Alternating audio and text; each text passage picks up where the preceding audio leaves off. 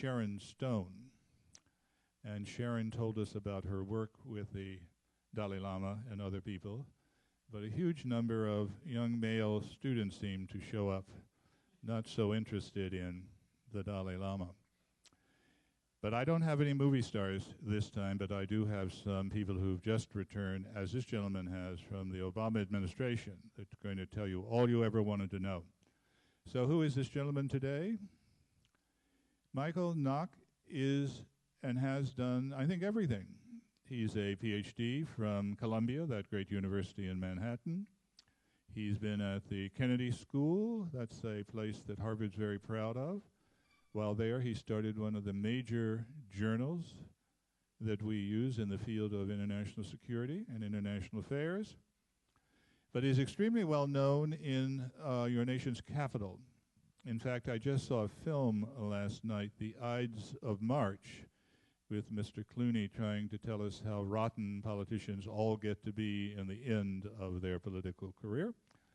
And while I know that that would not be Michael, I thought that Michael would make a wonderful star in that movie because there are a lot of K Street types. K Street is where all the people who manipulate behind the scenes, shall we say, or advise behind the scenes.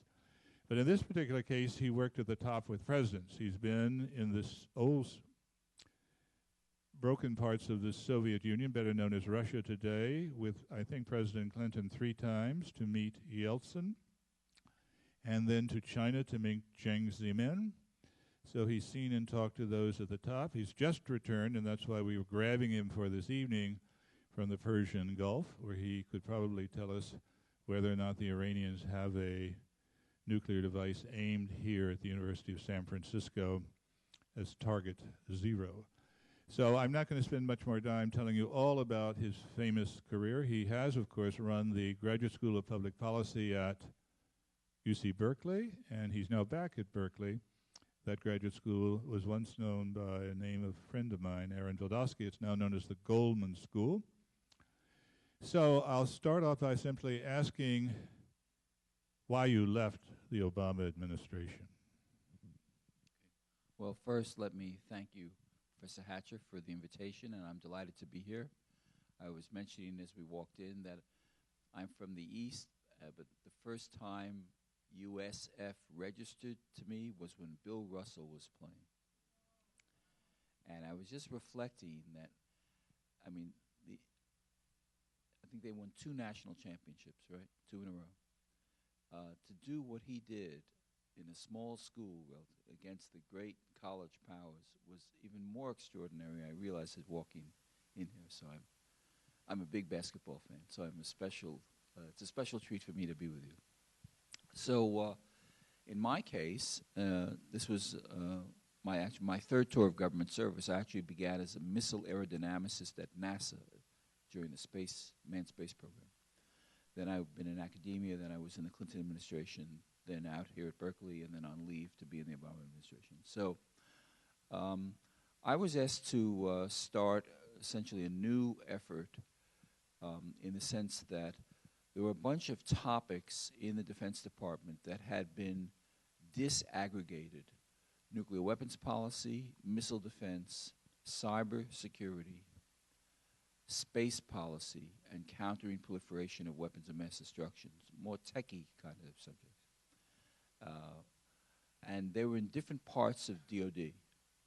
And the reason for that was, I was told, was that when Rumsfeld was Secretary of Defense, and especially after 9/11, he was so concerned about obviously prosecuting the wars in Afghanistan and Iraq that he only wanted usable stuff for those wars. And everyone else was sort of relegated to the back rows. And he says, I'm not going to use nuclear weapons. Missile defense isn't going to help me with Al-Qaeda. Out of space policy, maybe for a little intelligence.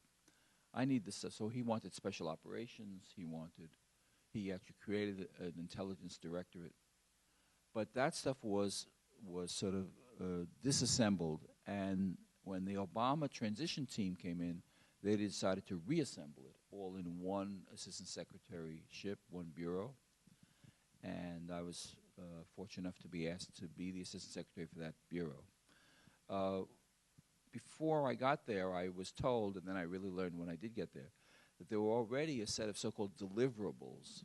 And by the way, I might want to spend a little time at some point telling you about what it's like to be one of these characters in one of these jobs. It's not quite the way, I'm not George Clooney, I'm not Sharon Stone, you may have noticed that. But I can give you a little feel for what it's like, which is, I think you might find interesting. Anyway, I found that the nuclear business, there was already a deliverable.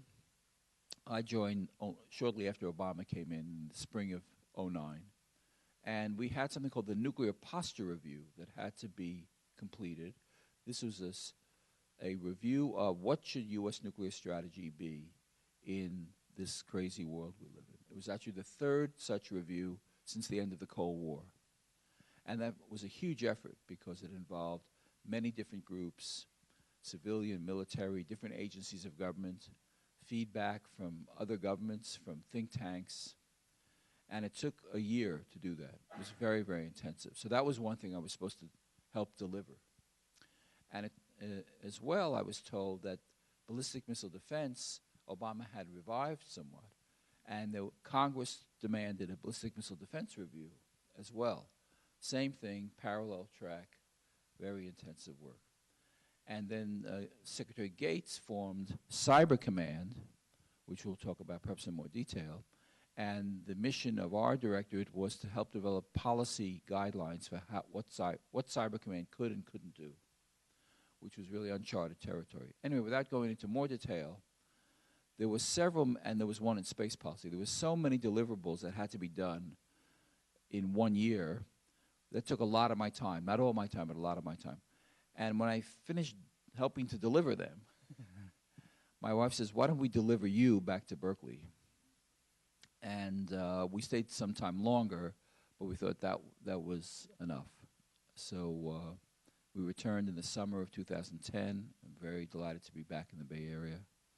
But I felt I helped with others to accomplish a few things. So you left because you were finished with the projects you thought you had promised to deliver to the President and to the Secretary of Defense. But I want to turn to that cyber question right away because there are a number of people here who have come to us from the wonderful department at USF that goes into a lot of computer business. Why is it then that today we read books? There's a very popular one out about cyber warfare. And why is it that the Obama administration recently sent a report forward that said we are in fact being attacked on a regular basis, and they named the culprits as Russia and in particular China? So is there a possibility that this is going to lead to a breakdown of relations with Beijing? So that's a great question. I don't personally believe it will lead to a breakdown, but it is an important element of competition and strain in the relationship.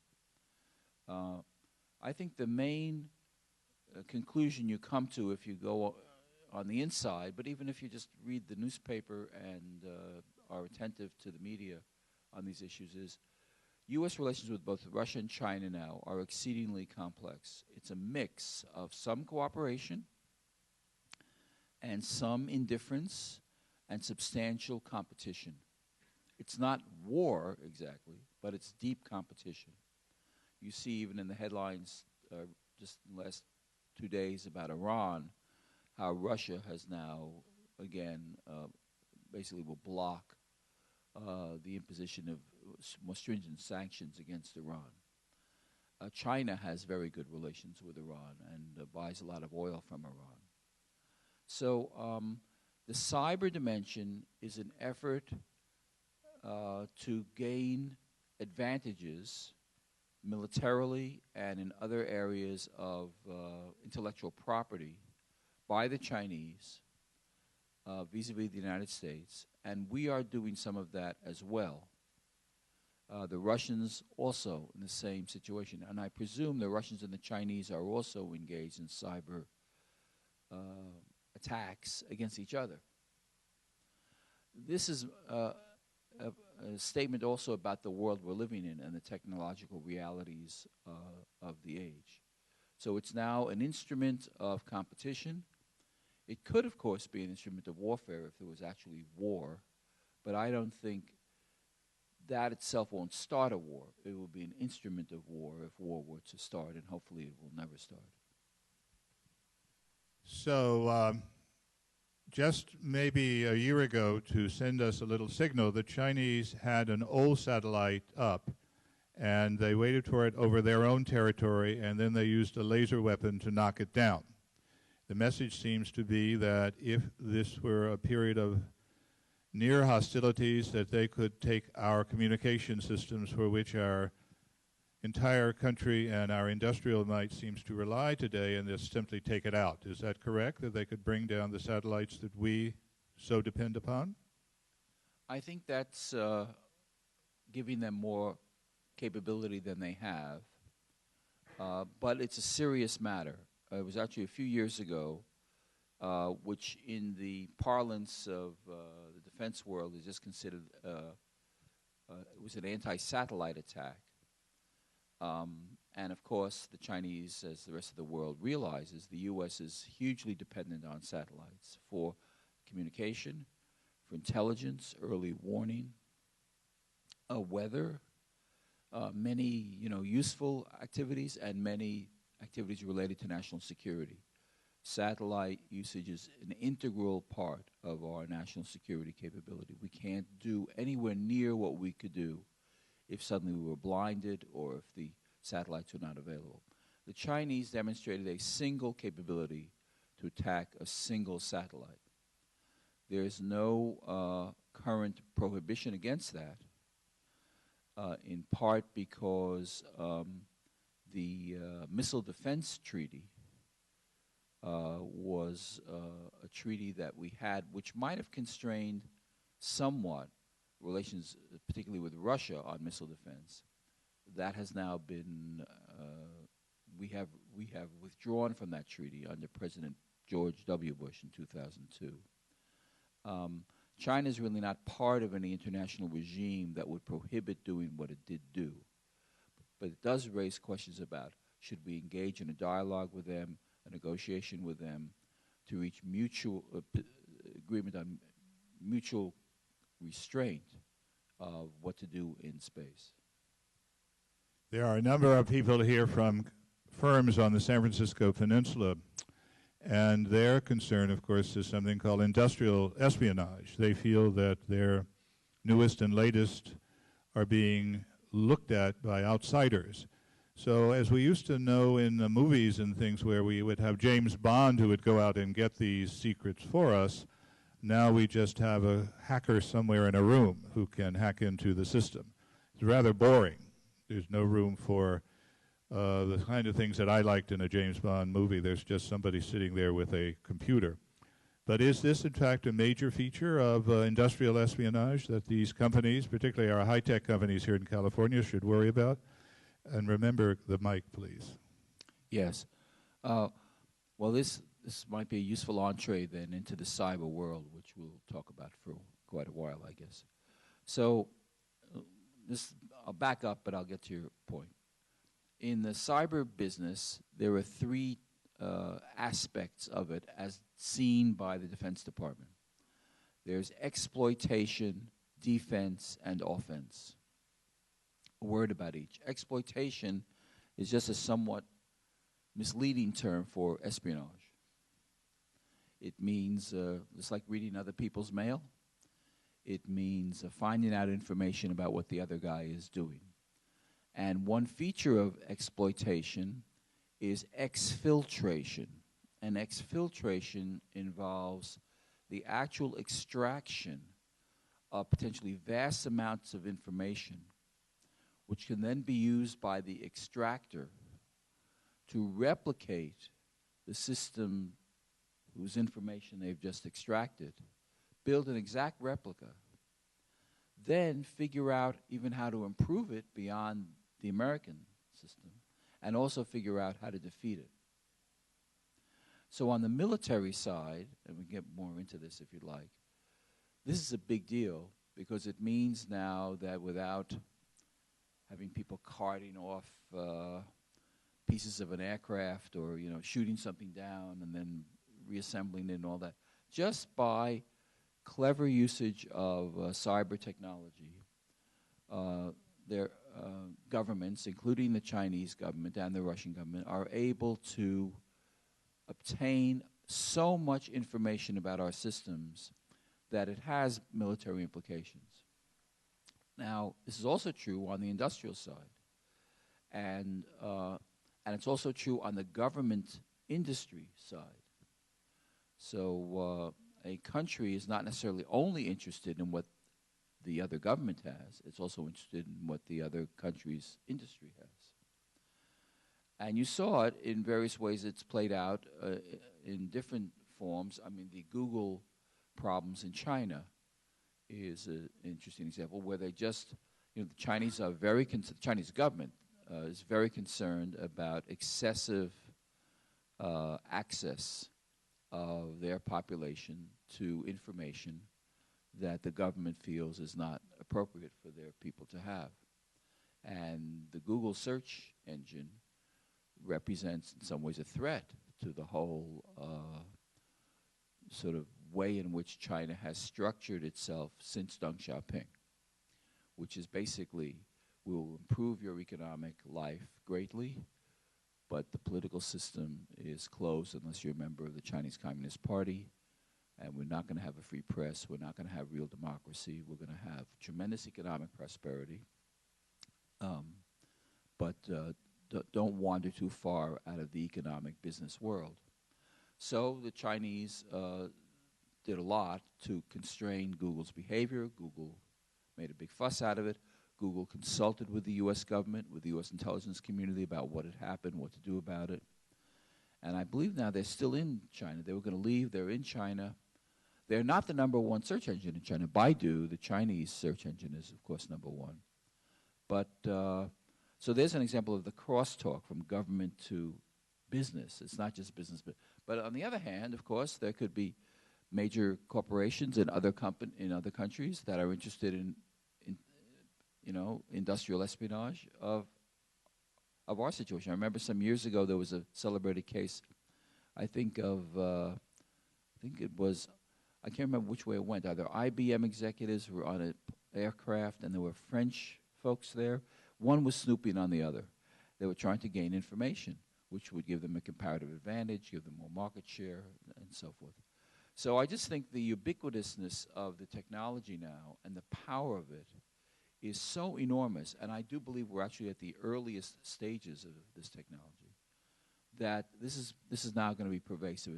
It's a way of life. And companies are actually spending large sums in Silicon Valley, in San Francisco, in New York on Wall Street. Wall Street recruits some of the best, smartest mathematicians and computer scientists in the world. And they pay absolute top dollar for them in order for them to build cyber defenses against the kinds of attacks I'm talking about. They didn't do this 10 years ago. And it's one thing, sometimes people say, cyber, that means, someone's interfering with my email. It's slower than before. That's true. That would be, in some ways, a nuisance. It would be the most benign form of interference. A different form would be if there's a crisis in East Asia and the president decides he tells the chief of naval operations to send a carrier battle group to the East China Sea, and by the time, and it's all communicated, of course, by computer systems. And when the Pacific Fleet in Honolulu gets the message, it says, send the carrier battle group to Bermuda. And the ship goes to Bermuda. So the opportunity for mischief, the opportunity to really use this in, we would say, very unhelpful ways is very large. And we're just beginning to think through how do we cope with this, and what are the mechanisms we can use to try to reduce this problem. But this is a problem that will be with us, I think, indefinitely, until some new technology comes along and makes all this technology obsolete, which may not happen. Certainly it's not going to happen in my lifetime. You served in the Obama administration with a schoolmate of mine. I graduated from William & Mary, and so did Secretary of Defense Gates. Secretary of Defense Gates is a Republican. You're a Democrat. How did that work out in the Pentagon? So it actually worked out fine. just a bit of inside baseball here. I don't know if this has yet been told, but it'll come out in probably in Gates's memoir or one of the major memoirs.